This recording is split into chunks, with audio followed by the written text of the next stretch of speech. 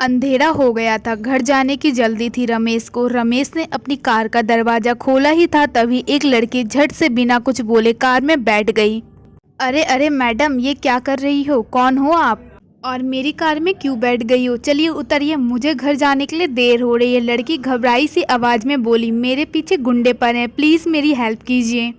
तभी रमेश को 4-5 लोगों के आने की आहट सुनाई पड़ती है।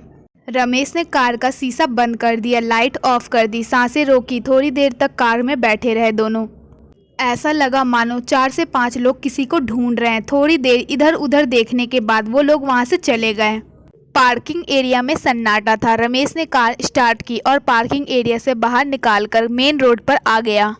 रमेश ने उस लड़की से पूछा, आपका क्या नाम है? कौन है आप? कहाँ जाना है? वो लड़के कौन थे जो आपके पीछे पड़े थे? उस लड़की ने किसी भी सवाल का जवाब नहीं दिया। उसकी आंखों से केवल आंसू टपक रहे थे, वह केवल रोई जा रही थी। रमेश ने उसको पानी की बोतल दी और फिर रमेश ने कहा, यदि आप नहीं बताओगी तो मैं आपकी मदद कैसे कर पाऊंगा? वो लड़की धीरे से बोली, मेरा नाम निशा है। निशा बोली, वह सुमित और उसके दोस्त थे। सुमित मेरे कॉलेज में मेरे साथ पढ़ता है और मैं सुमित से शादी करना चाहती थी, इसलिए गहने और पैसे लेकर घर से भाग आई हूँ। इतना सुनते ही रमेश ने एक झटके से कार रोक दी और निशा को देखने लगा। निशा आगे बोली, जब मैं गहने और पैसे लेकर सुमित के पास पहुंची, सुमित अपने दोस्तों से मोबाइल पर बातें कर रहा था। सुमित बोल रहा था कि चिड़िया जाल में फंस गई, थोड़ी देर में जेवर और पैसे लेकर आ ही रही होगी, जल्दी आ जाओ तुम सब मिलकर पार्टी करेंगे। इतना बोलकर निशा चुप हो गई और बस रोई जा रही थी। रमेश ने पूछा, कब भागी थी तुम घर से? निशा सुबह 10 बजे कॉलेज के लिए बोलकर निकली थी। रमेश बोला, ओह तब तो बहुत देर हो गई, तुम्हारे घर वाले परेशान हो रहे होंगे, चलो मैं तुम्हें घर छोड़ देता हूँ। निशा रोने लगी, मैं घर नहीं जाऊंगी, मैं घर गई तो मेरे पापा मुझे जान से मार डालेंगे। रमेश हंसकर बोला, अच्छा आज तक कितनी बार जान से मारा है तुम्हारे मम्मी पापा ने तुम्हें, बताओगी मुझे? निशा आश्चर्य से रमेश की ओर देखती है। रमेश बोला, बचपन से आज तक कितनी गलतियां की होगी तुमने, याद करो, और कितनी बार तुम्हें माफ़ करके गले से लगाए तुम्हारे मम्मी पापा ने, ये भी याद करो। देखो निशा, इस दुनिया में माता पिता ही हैं जो अपने बच्चों की बड़ी से बड़ी गलती को माफ़ कर उन्हें अपने सीने से लगा लेते हैं। इसलिए तो माँ बाप को भगवान का दूसरा रूप मानते हैं। गलती की है तो गुस्सा करेंगे ही, हो सकता है 2-4 थप्पड़ ही लगा दे, लेकिन जान से मारेंगे ये बात अपने दिमाग से निकाल दो। गुस्सा करेंगे तो माफ़ी मांग लेना, ज़रूरत पड़े तो उनके पैर पकड़ माफ़ी मांग लेना, तुम्हारे मम्मी पापा तुम्हें ज़रूर माफ़ कर देंगे।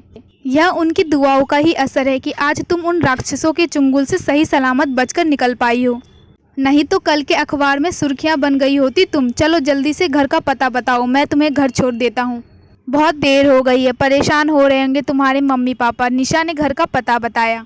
रमेश ने कार निशा के घर के आगे रोक दी। निशा धीरे धीरे चलते हुए दरवाजे तक पहुंची, डरते हुए डोरबेल बजाई। निशा की मम्मी ने दरवाज़ा खोला। निशा को देखकर गुस्से से बोली, कहाँ गई थी? टाइम देखा है तुमने? सुबह 10 बजे घर से गई थी, रात के 8 बज गए हैं, ये समय होता है घर आने का? और मोबाइल क्यों बंद है तुम्हारा? निशा कुछ नहीं बोली, मम्मी की आवाज़ सुन और फिक्र देखकर और अपनी मम्मी के सीने से लगकर फूट फूट कर रोने लगी। अरे क्या हुआ, क्यों रो रही हो, कुछ बोलोगी भी? तभी रमेश धीरे से बोला, रास्ता भूल गई थी, अपने घर का रास्ता भूल गई थी। निशा की मम्मी बोली, सामने एक अनजान शख्स को देखकर। निशा के रोने की आवाज़ सुनकर निशा के भैया भाभी पापा सभी हॉल में आ गए। निशा के भैया ने पूछा, मोबाइल कहाँ है तुम्हारा? निशा की भाभी बोली, मैं तो कब से बोल रही हूँ कि निशा का मोबाइल घर पर ही छूट गया है। निशा के भैया बोले, ओह चलो कोई बात नहीं, घर तो आ गई ना। इतना बोलकर निशा के भैया हंसने लगे। निशा कुछ नहीं बोली, रोते हुए अपने कमरे में चली गई। निशा के पीछे पीछे उसकी मम्मी भैया भाभी भी उसके कमरे में चले गए। रमेश की ओर किसी का ध्यान नहीं था। रमेश मन ही मन सोच रहा था, चलो अच्छा हुआ यहाँ किसी को कुछ पता नहीं चला। रमेश मन ही मन भगवान को धन्यवाद करते हुए वापस लौटने लगा। तभी उसके कानों में एक करकटी हुई आवाज़ सुनाई दी, रुको जेंटलमैन। रमेश एकदम से रुक गया। उसने पीछे मुड़कर देखा तो उसके सामने निशा के पिताजी खड़े थे। उनके हाथों में एक कागज़ था। उन्होंने कहा, मैं नहीं जानता कि तुम कौन हो, लेकिन मेरे लिए तुम किसी फरिश्ते से कम नहीं हो। रमेश आश्चर्य से निशा के पिताजी को देखता है। निशा के पिताजी बोले, मुझे आज दोपहर में ही पता चल गया था कि मेरी बेटी घर से भाग गई है।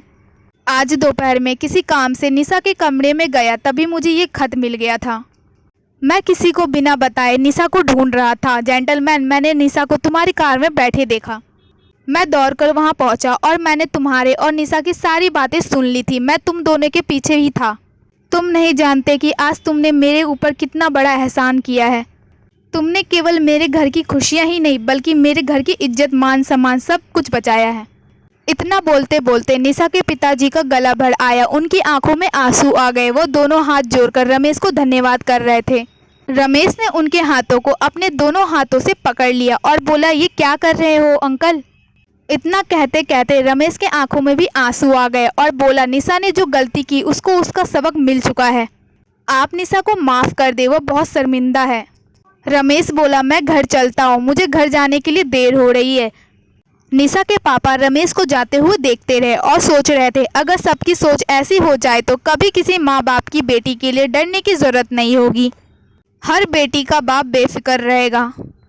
ये थिंक विद ब्रेन चैनल को और क्लिक कीजिए बेल आइकन पे, जिससे आपको मिल सके मेरी लेटेस्ट वीडियो की नोटिफिकेशन सबसे पहले।